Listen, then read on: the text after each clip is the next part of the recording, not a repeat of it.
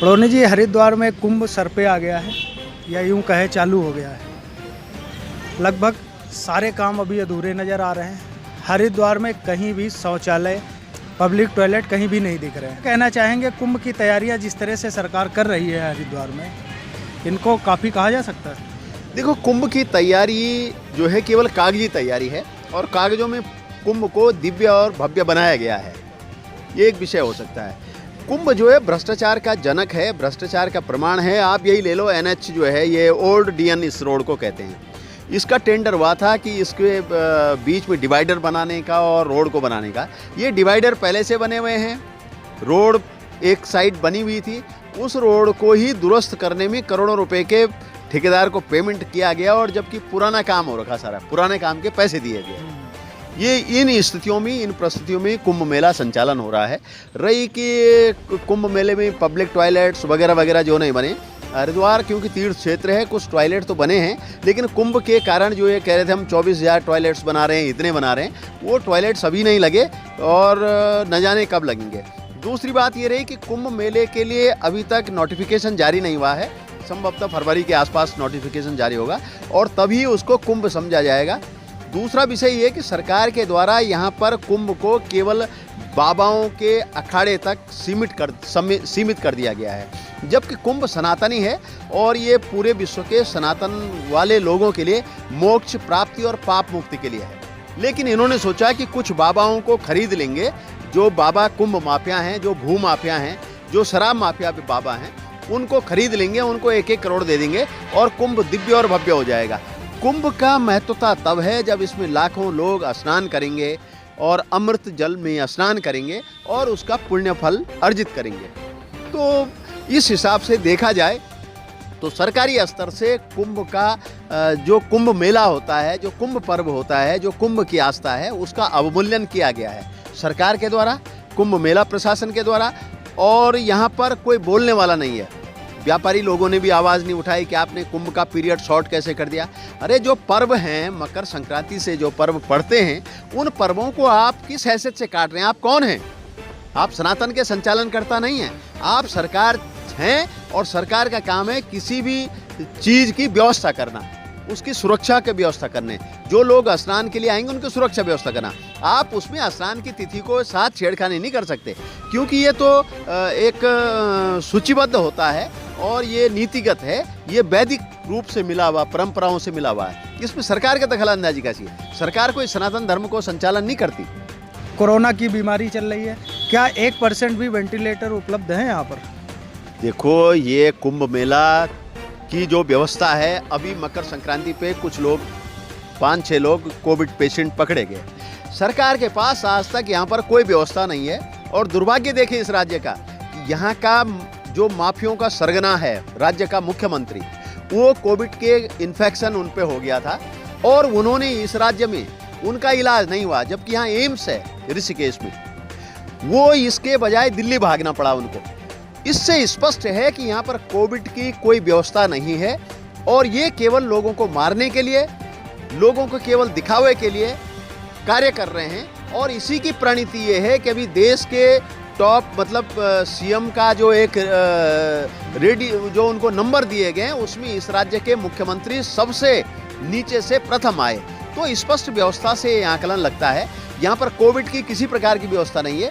जो अस्पताल थे, जो वेंटिलेटर हैं मेला अस्पताल में, उन पे टेक्नीशियन नहीं है, मशीनें अभी तक खुली नहीं है, बंद पड़ी हुई हैं। तो ऐसी स्थिति में यात्रियों की सुरक्षा के लिए इसमें मैं सोचता हूं कि माननीय न्यायालय को कुछ दखल अंदाजी करनी चाहिए और ये निश्चित करना चाहिए, सुनिश्चित करवाना चाहिए सरकार से कि वो तीर्थ यात्रियों की सुरक्षा की जिम्मेदारी ले। जिस तरह से कुंभ के इस पूरे मेले में अखाड़ों की भूमिका है, उसको किस तरह से देखो? अखाड़े एक संत परंपरा को, सनातन परंपरा को आगे बढ़ाने वाली है, लेकिन आज के जो संत हैं वो माफिया संत हैं। हरिद्वार में जो भी संत अखाड़े आश्रम संचालित कर रहे हैं, ये भूमाफिया हैं निश्चित रूप से। भूमाफिया इसलिए कि बहुत सारे प्रमाण हैं, लेकिन आपको बता दूं, अखाड़ों की जो संपत्ति है, अखाड़ों की संपत्तियों पर इन्होंने व्यावसायिक और आवासीय निर्माण कर दिए।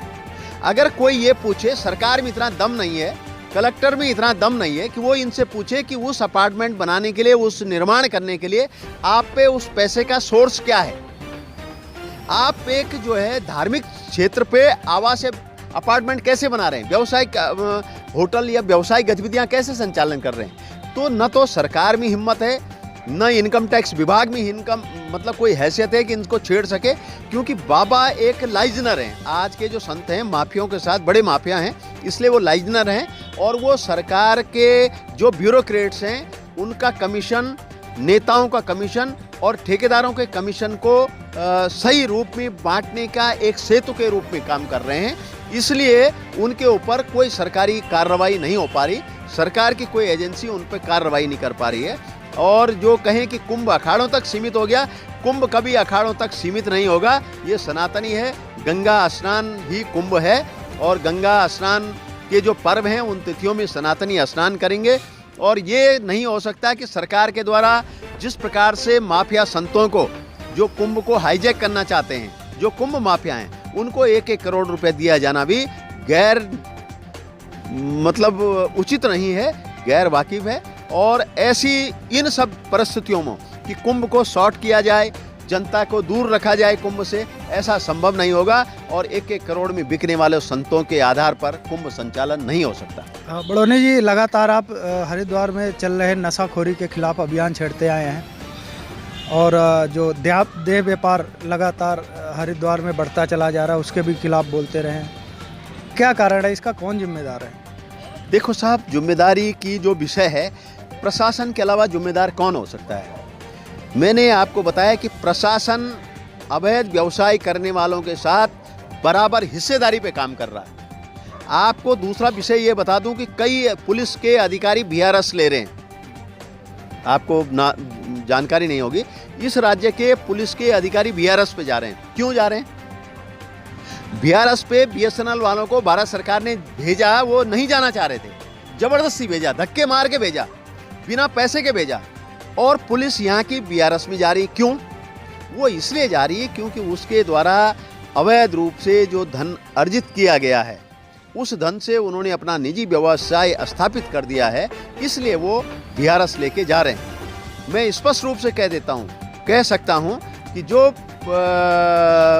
चेतक पे जो लोग चलते हैं हमारे पुलिस के जवान, उन लोगों की अगर आप आय संपत्ति की जांच कराएंगे तो वो किसी बहुत बड़े व्यवसायकर्ता से के ज़्यादा है और वो निश्चित रूप से व्यवसायकर्ता के बराबर पहुंच गए हैं, क्योंकि उनकी किसी भी अवैध कार्य में संलिप्तता है। मैं ये मानता हूं कि पुलिस के बराबर न तो कोई जल्दी न्याय दे सकता है और पुलिस अगर चाहे तो कोई अपराध नहीं हो सकता है। लगातार कई सारे परिवार आज बर्बाद हो चुके हैं, बर्बादी की कगार पे पहुंच चुके हैं। ये चक्री नेट गेम जो ऑनलाइन जुआ चल रहा है, स्मैक है, गांजा है, चरस है, अवैध रूप से शराब की बिक्री है, इनसे लोगों ने, प्रशासन ने बराबर की हिस्सेदारी में काम करना शुरू कर दिया है, इसलिए यही स्थिति हो रही है। धन्यवाद बड़ोनी जी, आपने हमसे बात किया। धन्यवाद। मैं तो स्टेप टीवी की उज्जवल भविष्य की कामना करता हूं और जनता से भी अनुरोध करता हूं कि जो टीवी, जो मीडिया जनता के विषय को उठाए, जनता की जो सरकार के द्वारा जनता के साथ जो अनैतिकता जिस रूप में हो रही है उसके संदर्भ में जो विषय उठाए उस पर लगातार अपडेट रहना चाहिए और कभी ना कभी मतलब किसी न किसी रूप में ये टीवी निश्चित रूप से अच्छे मुकाम की ओर आए, ऐसी मैं माँ गंगा से प्रार्थना करता हूँ।